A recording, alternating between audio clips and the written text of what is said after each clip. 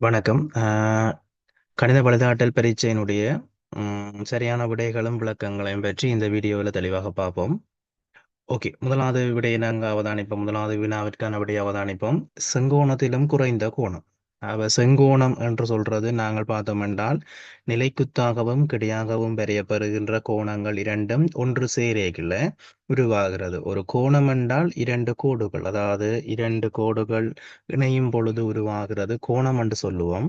அந்த இரண்டு கோணங்களுக்கு இடைப்பட்டது அது என்ன கோணம் என்றதான் பார்க்க போறோம். இரண்டு கோடுகளுக்கு இடைப்பட்ட கோணம் செங்கோணமாக இருந்தது என்றால் இடையக்குள்ள உதாரணத்துக்கு ஒரு சதுர வடிவம் பெறக்கூடிய மாதிரி இருக்கும். ஒரு டானா ஷேப், ஒரு எல் வளைவு, எல் மாதிரி நாங்கள் ஆங்கில எழுத்து எல் போன்ற அமைப்பில் காணப்படக்கூடிய எல்லாமே ஒரு செங்கோணம் என்று சொல்லுவோம்.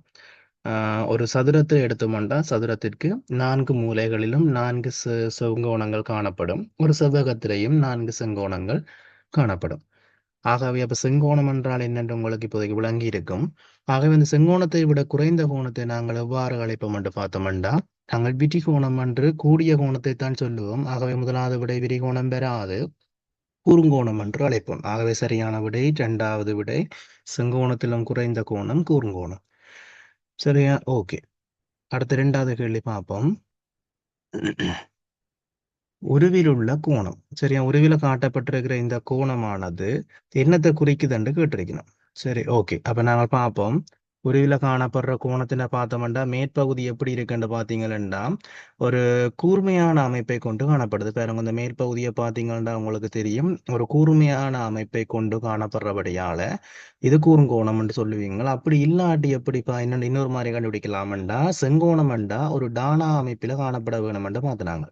செங்கோணம்ன்றது ஒரு டானா அமைப்பில் காணப்பட வேண்டும் என்று பார்த்து நாங்கள் இது எங்களுக்கு அந்த டானா அமைப்பை விட என்ன செய்யுது குறைவாக காணப்படுறபடியால இது கூர்ங்கோணமாக நாங்கள் சொல்லுவோம். ஆகவே இது செங்கோணம் இல்லை. நேர்கோணம் என்ற நேர்கோட்டை வைத்துக் கொண்டு கோணமாக வர வேணும். ஆகவே நேர்கோணமும் இல்லை. பின்பலை கோணம் வராது. பின்பலை கோணம் என்ற ஒரு கோணத்துக்கு இந்த கோணத்துக்கு எதிர்பக்கமா வளைவு வந்திருந்தா பின்பலை கோணம் என்று சொல்லுவோம். ஆகவே இதுக்கு சரியான விடை கூர்ங்கோணம். அடுத்தது பார்த்து போகிறோம். நாங்கள் எங்களுக்கு நேரடி பெருக்கல் அதே மாதிரி நேரடி வகுத்தல் காணப்படுகிறது. தரம் 5லையும் இருக்கு, தரம் 6லையும் இருக்கு. அதுல 15 தர 10. அப்ப உங்களுக்கு தெரிய வேணும் எந்த ஒரு இலக்கமாக இருந்தாலும் அந்த இலக்கத்தினை நாங்கள் பூஜ்ஜியத்தின் மடங்குகளான பெருக்கி உதாரணத்துக்கு 10 ஒரு பூஜ்ஜியம், 100 2 பூஜ்ஜியம், 1000 3 பூஜ்ஜியம். அந்த பூஜ்ஜியத்தின் எண்ணிக்கையை நாங்கள் அந்த பெருக்கிற இலக்கங்களோட, அதாவது 10 100 1000 போன்றவற்றால பெருக்கல அந்த பூஜ்ஜியத்தின் எண்ணிக்கையை நாங்கள் பின்னுக்கு போடக்கூடிய மாதிரி இருக்கு. ஆகவே அப்ப இதற்கு சரியான விடை பார்த்தோம்னா 15ஓட 10 பெருகுப்பட போகுது 150. அடுத்தது பார்ப்போம். ஆறின் காரணிகளவை என்று கேட்டிருக்கணும். ஓகே, காரணிகளும் மடங்குகளும் என்ற பாடத்தில் இருந்துதான் இந்த ஆறின் காரணிகளவை என்று கேட்டிருக்குது. பாருங்க, முதலாவது 6 12 18, இரண்டாவது 2 3 6, மூன்றாவது 1 2 3. ஆறின்ற காரணிகள். காரணிகள் என்று சொல்றது ஒரு இலக்கத்தை உருவாகிறதுக்கு, ஒரு இலக்கம் உருவாகிறதுக்கு காரணமாக இருக்கிறது காரணிகள். அந்த இலக்கத்தின் மடங்கால உருவாகிறது. உதாரணத்துக்கு வாய்பாடு மாதிரி மடங்கால உருவாகிறது மடங்குகள்.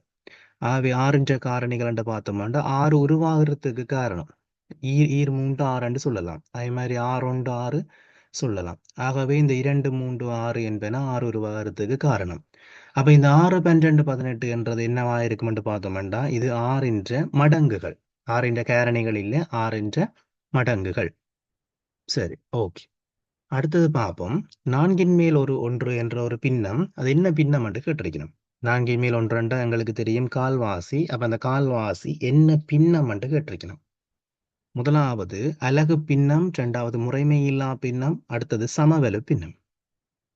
இதுல பார்த்தோம்னா அலகு பின்னம் அந்த எந்த ஒரு பின்னத்துக்கும் ஒன்றில், உதாரணத்துக்கு 2 மேல் 1, 5 மேல் 1, 4 மேல் 1 என்று ஒன்றில வார பின்னம் எல்லாமே, அலகு ஒன்றாக வார பின்னம் எல்லாமே அலகு பின்னம் என்று சொல்லுவோம். முறைமை இல்லா பின்னம் என்றால் ஒரு பின்னத்துக்குரிய ஒரு ஒழுங்கு முறைமை காணப்படாமல் முறைமை மாறி வார பின்னங்கள் எல்லாம் முறைமை இல்லா பின்னம் என்று சொல்லுவோம். சமவெளி பின்னம் என்றால் என்னென்று பார்த்தோம்னால் இப்போ உதாரணத்துக்கு இதுல 4 மேல் 1 என்ற பின்னம் தந்திருக்கிறோம். இந்த 4 மேல் 1 என்ற பின்னத்திற்கு சமனான வலுவையுடைய, சமனான வலு என்று சொல்றது சமனான பெருமானத்தையுடைய பின்னம் எல்லாமே சமவெளி பின்னம். 4 மேல் 1க்கு சமவெளி பின்னம். உதாரணத்துக்கு இந்த 4 மேல் 1 என்ன செய்யலாம்? மேலேயோ கீழேயோ ஒரு இலக்கத்தால பெருக்கலாம், அல்லது மிக மேலேயோ கீழேயோ ஏதோ ஒரு இலக்கத்தால பிரிக்க முடிஞ்சா பிரிக்கலாம். அப்படி வார எல்லாமே ഇതിന്റെ സമവല பின்னம். உதாரணத்துக்கு 4ன் மேல் 1 சமவெளி பின்னம், 8ன் மேல் 2, 12ன் மேல் 3, இதெல்லாம் 4ன் மேல் 1 சமவெளி பின்னம். ஓகே. ஆகவே அப்ப இதற்கு விடை அலகு பின்னம். 4ன் மேல் 1 ஒரு அலகு பின்னம். அடுத்தது பாருங்க, 6வது வினா. இவ்வுருவில் ஒரு சிறிய நேர்கோடு 1 சென்டிமீட்டர் எனில், ஒரு உரு ஒன்று தந்திருக்கிறோம். இந்த உருவின் ஒரு சிறிய நேர்கோடு 1 சென்டிமீட்டரா எனில் இப்படி காணப்படும் என்றால் இந்த உருவின் பரப்பளவு எவ்வளவு கேட்டிருக்கணும். சரியா, முதல்ல இந்த உருவை நாங்கள் பார்ப்போம். பார்த்தோம்னா அந்த உருவில அகல பக்கத்துல 3ம் நீள பக்கத்துல 6 கோடுகளும் காணப்படுது. அப்ப பரப்பளவு காண்றதுக்கான செய்கவழி எங்களுக்கு பார்த்தோம்னா நீளம் தர அகலம். ஆகவே நீளம் தர அகலம் என்று பார்க்கல நீள பக்கத்துல எங்களுக்கு 6 சிறிய கோடுகள் காணப்படுகிறது. அகல பக்கத்துல பார்த்தோம்னா 3 சிறிய கோடுகள் காணப்படுகிறது. ஆகவே ஒரு சிறிய கோடு 1 சென்டிமீட்டர் எனில் 6 சிறிய கோடு 6 சென்டிமீட்டர். அதே மாதிரி ஒரு சிறிய கோடு 1 சென்டிமீட்டர் எனில் அகல பக்கத்துல 3 சிறிய கோடு 3 சென்டிமீட்டர். ஆகவே பரப்பளவு சமன் நீளம் தர அகலம். ஆகவே 6 தர 3 18. பரப்பளவின் குறியீடு இதுல 18 சென்டிமீட்டரும் தந்திருக்கணும், சென்டிமீட்டர் வர்க்கமும் தந்திருக்கணும். சுற்றளவுக்குத்தான் சென்டிமீட்டர் என்று வரும். ஆகவே முதலாவதா இருக்கிற சென்டிமீட்டர் இதுல வராது. ஆகவே என்னண்டா 18 சென்டிமீட்டர் வர்க்கம் என்று வர வேணும். பரப்பளவின் குறியீடு வர்க்கம், சென்டிமீட்டரும் சென்டிமீட்டரும் பெருக்கப்படுகையில் சென்டிமீட்டர் வர்க்கம் அல்லது சதுர சென்டிமீட்டர் என்று வர வேணும். ஆகவே 18 சென்டிமீட்டர் வர்க்கம் இதுக்கு சரியான விடை. அடுத்தது பார்ப்போம். உருவில் வட்டத்தின் மீது உள்ள எழுத்துக்கள் அவை. இது தரமாறு கணிதத்தின் முதலாவது பாடத்தில் இருந்து வந்திருக்குது இந்த கேள்வி. உருவின் வட்டம் பற்றிய பாடம் தான் முதலாவது பாடம். ஆகவே வட்டத்தின் மீது உள்ள எழுத்துக்கள் அவை. வட்டத்தின் மீதண்டா வட்டத்தில் இருக்கிற எழுத்துக்கள். உதாரணத்துக்கு பார்த்தோம்னா இதுல சியும் ஈயும் உங்களுக்கு தெரியும், வட்டத்திற்கு வெளியே உள்ள எழுத்துக்கள். ஆகவே சியும் ஈயும் வார விடை உங்களுக்கு வராது. ஏ பார்த்தோம் என்றால் உங்களுக்கு நீங்க மேலோட்டமா பார்க்கல ஏயும் நீங்கள் சேர்த்து வரக்கூடிய மாதிரி நினைப்பீங்களா. ஆனா பார்த்தோம்னா அந்த வட்டத்துல கேள்விய பாருங்க, வட்டத்தின் மீது உள்ள எழுத்து. இந்த கருப்பு தான் பார்த்தோம்னா எங்களுக்கு வட்டம். இந்த வட்டத்தின் மீதண்டா அந்த வட்டத்திலேயே இருக்கக்கூடிய எழுத்துக்கள் என்னென்னு தான் கேட்டிருக்கணும். ஆகவே ஏ என்னது? வட்டத்தின் உள்ளே உள்ள எழுத்து. சியும் ஈயும் வட்டத்தின் வெளியே உள்ள எழுத்து. ஆகவே வட்டத்தின் மீது கண்டா வட்டத்தில், அந்த வட்டத்திலேயே இருக்கிற எழுத்துக்கள் என்னென்று பார்த்தோம்டா பியும் டியும். ஆகவே இரண்டாவது விடை பியும் டியும் வட்டத்தின் மீது உள்ள எழுத்துக்கள். வட்டத்தின் உள்ளே என்ற எழுத்துக்கள் என்று வந்தா ஏ வந்திருக்கு. ஓகே. அடுத்த 8வது வினா பாருங்க. 13 எனும் இலக்கத்தை கிட்டிய பத்திற்கு மட்டம் தட்டிட்டான். ஓகே, நாங்க மட்டம் தட்டுறேன்னு சொல்றது நாங்கள் சில வேலை பார்த்தோம்னா ஏறக்குறைய கிட்டத்தட்ட அப்படியான சொற்களை பயன்படுத்தி சொல்றதுதான் இந்த மட்டம் தட்டுறது. உதாரணத்துக்கு நாங்க பார்த்தோம்னா நாட்கள்ல நாங்க பயன்படுத்தி கொண்டிருக்கல ஒரு தேங்காய் குவியல் இருக்குண்டா, இந்த தேங்காய் குவியல்ல கிட்டத்தட்ட ஒரு 50 தேங்காய் இருக்கும் காணப்படும், ஒரு 25 தேங்காய் காணப்படும் என்று சொல்றது. எண்ணி பார்த்து சொல்றேன், மட்டம் தட்டி சொல்றது கிட்டத்தட்ட. அல்லாட்டி உதாரணத்துக்கு ஒரு கடைக்காரர்கிட்ட ஒரு பொருள் ஒன்று வேண்டுறோம்டா, மொத்த விலை என்ன 112 ரூபாய் வருகுது, 112 ரூபாய் தர வேணும். ஓகே, நீங்க மட்டமாக அல்லது மொத்தம் மட்டம் தட்டி நீங்கள் என்ன செய்யுங்க, 110 ரூபா தாங்கோ என்று சொல்றது. அதான் மட்டம் தட்டி சொல்றது. அப்ப இதை கிட்டிய 10க்கு மட்டம் தட்டிட்டான். 13க்கு கிட்டிய 10 எதண்டு பார்த்து அதுக்கு மட்டம் தட்டிட்டான். பார்த்தோம்னா 13க்கு பாருங்க, உதாரணத்துக்கு 10, 20, 30 போறது தான் 10 மடங்கு. அப்ப இவர் முதல் 13 பார்த்தோம்னா 10ல இருந்து 3 இலக்கம் தள்ளி இருக்கிறார். அப்ப 10ல இருந்து இவருக்கு 3 இலக்கம் கிட்ட இருக்குது. அடுத்தது பார்த்தோம்னா 20 எடுத்தோம்னா 20ல இருந்து இவர் 7 இலக்கம், 20க்கு இவர் இன்னும் 7 இலக்கம் போகணும்.